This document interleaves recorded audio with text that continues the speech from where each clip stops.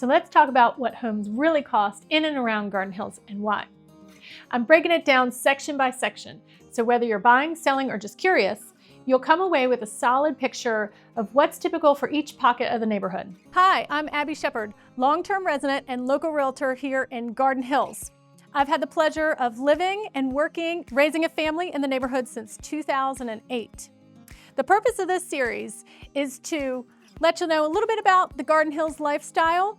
And so whether you're a current resident or you're looking to relocate to the neighborhood, I hope you'll find this information helpful and inspiring.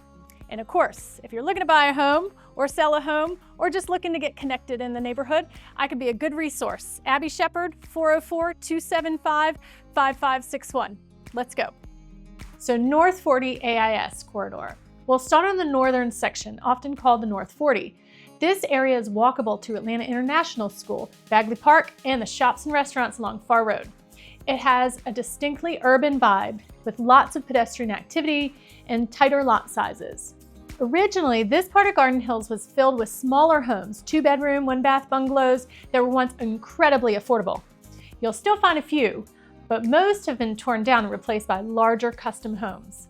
Some families even purchase 2 lots and combine them to create a space for one large home, especially AIS families looking to get close to the school. Usher used to live on Lookout Place, and sometimes you'll spot security guards outside his house. Builders like Jack Built really shaped this section. On the standard 50-foot wide lots, they built tall, narrow homes with living and dining spaces in the front, an open kitchen to the family room in the back, and drive-under garages to fit the footprint. Streets like Lookout give you that walkable city feel, perfect for people who want location and lifestyle over big yards. Sheridan Delmont Horseshoe. Cross over to Sheridan and Delmont on the other side of the school and you'll see a very different story, at least historically. This horseshoe of streets once had quadruplexes, townhouses, and small condo buildings. It was affordable, practical housing. Teachers could live here and walk to school. But today, developer Hedgewood is transforming this area. They're replacing the older, more affordable buildings with vertical, high-end homes, packed tightly together, most selling in the 1.7 to 2.5 million range. That said, some affordability still exists. At 55 Delmont, 2-bedroom condos can still be found in the high 200s to the 400 range, although they're going fast.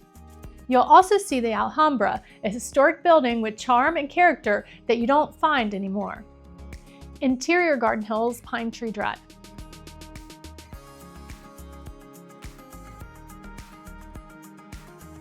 Heading towards the heart of the neighborhood, you'll find Pine Tree Drive, where lot sizes can approach a full acre. The homes are usually larger, more private, and tend to sell in the 2 to 3 million range, depending on updates and layout. We'll be touring a listing here that shows exactly why this street is so sought after. Mature trees, deep yards, and that rare feeling of space in the city.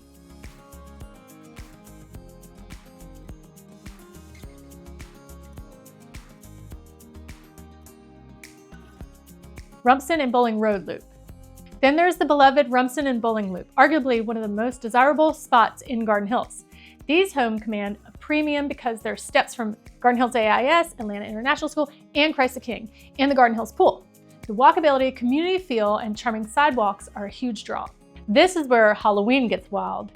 They block off the streets and we see over 1,200 trick-or-treaters. It's that kind of neighborhood. Lot sizes here are a bit smaller, but with so much recreation within walking distance, you don't need a giant yard. We'll tour 2 homes on Rumson. One is a Tudor-style original model home, 3 bedrooms, needs a few cosmetic updates. It's listed at $1.2 million. The other is a larger, more updated family home, priced closer to the $1.5 to $2 million, depending on finishes.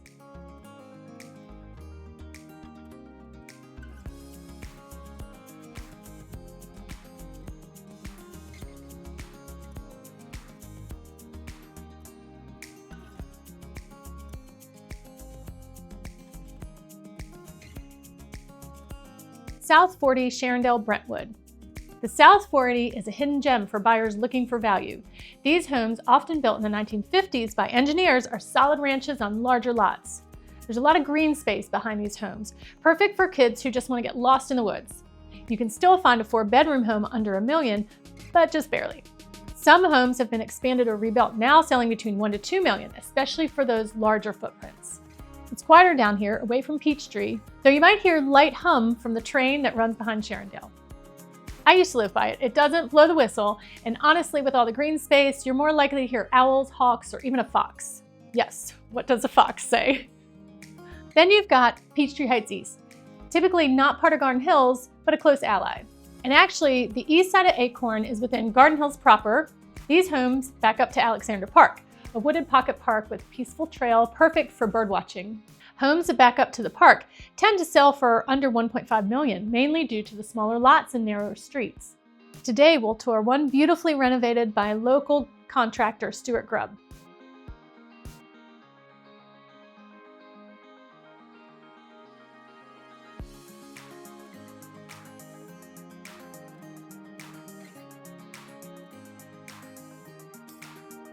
Interior streets like Lakeview offer larger lots and bigger homes. Head towards the duck pond and prices rise. Homes on Lakeview, Parkside, Demarest, Forest Way, and Winslow can fetch between $2 million and $5 million, especially with high-end renovations and guest houses. Contractors like Patrick Davey, who focus on preserving charm while adding function, have helped push values here to the top tier. So where's the most affordable way into Garden Hills? For single-family homes, you're looking at Lindbergh Drive, with some properties under $800,000. Most interior streets start closer to $1.2 million, with price depending on lot size, renovation level, bedroom layout, and of course, location. No matter what section you fall in love with, you're buying into a community with rich history, walkability, charm, and character. And that's something no Zestimate can calculate.